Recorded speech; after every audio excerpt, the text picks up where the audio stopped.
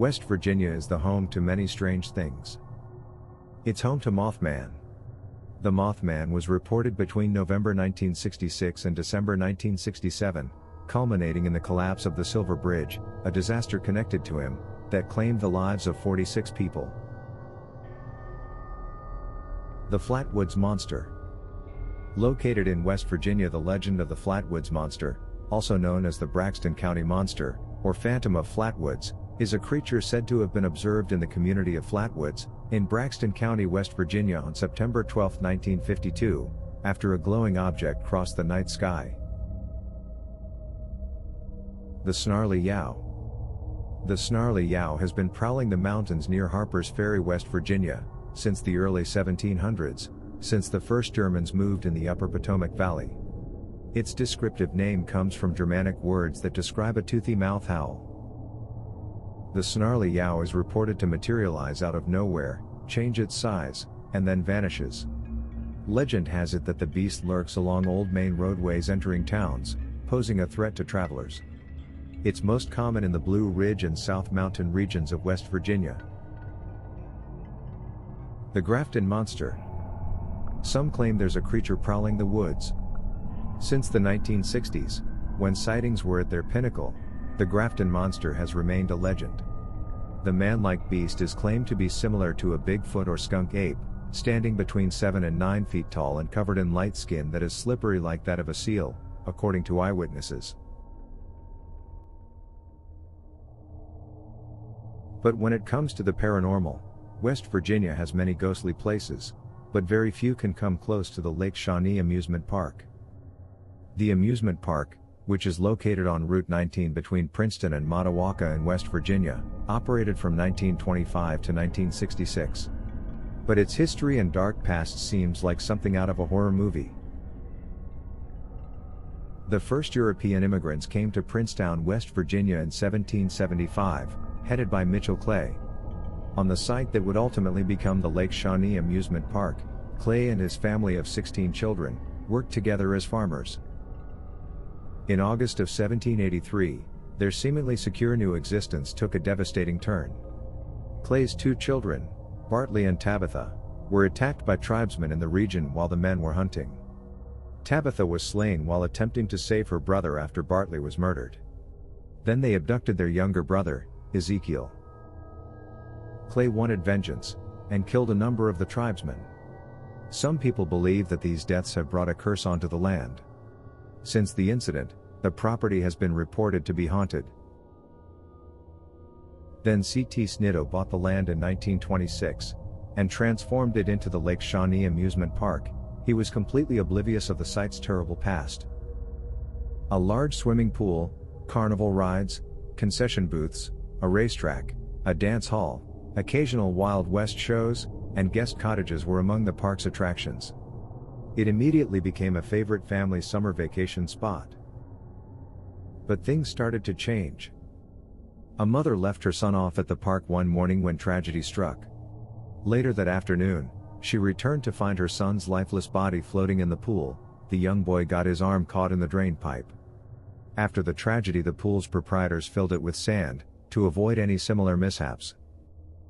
A few years passed pleasantly, with no further mishaps. But then a truck bringing soda to a drink concession stand in the early 1950s, mistakenly backed up into the path of a fast-moving swing attraction.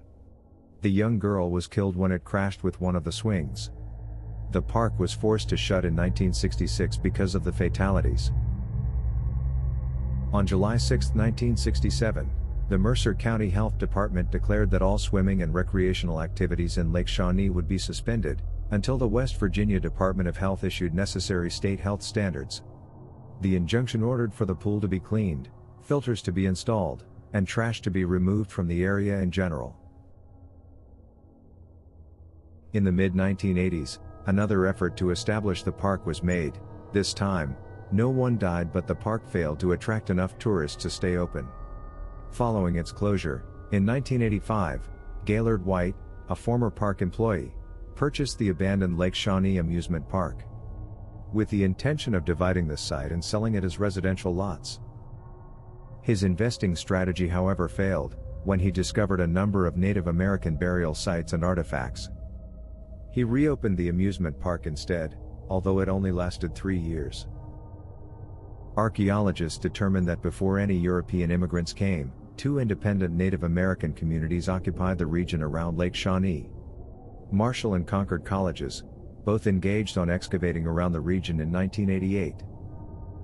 They discovered that the towns were structured in a circular pattern, and that they had been inhabited for a long time. They were, however, thought to have been abandoned hundreds of years before the arrival of the inhabitants. During their investigation, they discovered 13 remains, the majority of which belonged to young children. On the land, there are approximately 3,000 bodies buried there. The swing in which the young girl died has also been the object of paranormal occurrences. Witnesses have claimed the seat will often twist and turn, for no apparent reason. While working at the park, the owner said he felt someone touch his shoulder and arm from behind many times. At the park, he also felt a presence flowing over him. His most memorable contact occurred shortly after he purchased the land, when he was clearing brush from the field with his tractor. He saw a full-body apparition of a little girl dressed in a pink frock, with ruffled sleeves while doing the work.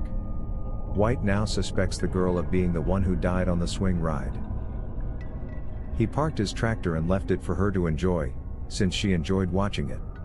He said that a small girl dressed in a bloodied dress was frequently spotted on the site. People leave her teddy bears as offerings near the swings.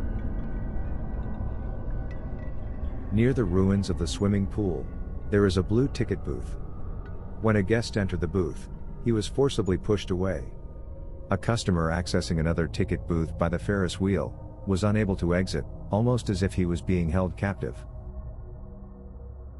It is said that fires in the fire pit are frequently extinguished, despite the fact that they were burning only a second before. Some speculate that the flames were doused by a former tribal leader.